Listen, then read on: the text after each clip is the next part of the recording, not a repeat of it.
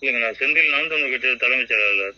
உங்களோட அண்ணன் கிட்ட கொஞ்சம் சொல்லுங்க. நான் வந்து ஈழத்தமிழன் தான். தேவையில்லாம தலைவர் பிரபாகரனையும் எங்களோட மக்களையும் தமிழக மக்களையும் தேவையில்லாம இது பண்ண வேணாம்னு சொல்லி அவர் சொல்லுங்க. அப்படி அவர் இல்ல இருங்க நான் சொல்றேன், முடிச்சிடறேன். அப்படி பண்ணாருன்னு சொன்னா நாங்க இந்த பூச்சாண்டி காட்டுற விஷயம் நாங்க பண்ணிட்டு இருக்க மாட்டோம். நாங்க என்ன பண்ணுவோம்னு எங்களுக்கு தெரியும், சரியா? உங்களுக்கும் தெரியும் நாங்க என்ன பண்ணுவோம்னு சொல்லி, சரியா? அவருக்கு முடிவு ஈழத்தமிழ்னாலதான் இருக்கும்னு சொல்லி சொல்லுங்க அவர்கிட்ட.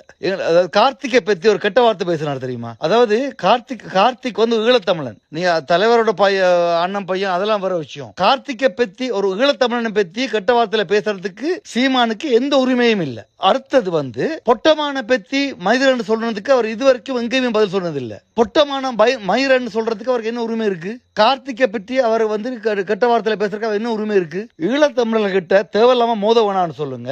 நடக்கிறது பயங்கர விபரீதமா இருக்கும். அப்புறம் சொல்லிட்டேன். எதுக்கு கட் பண்றீங்க? எதுக்கு பேச விருப்பம் இல்ல? நீங்க தானே நாம் தமிழர் செயலாளர் சொல்றீங்க.